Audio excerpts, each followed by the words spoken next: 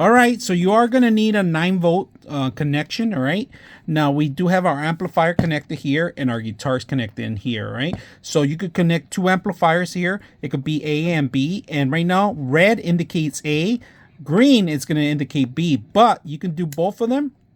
Go ahead and play something. So right now we're playing on both of them. All right, so when you want to switch back and we want to, if we hit this one, it's going to be this one. Go ahead and play something.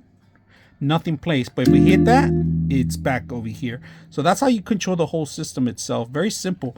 This is very simple to set up. If you're gonna have 2 different amplifiers and stretch out the actual existing music, it's pretty good. So we're gonna play something today and see how well it works.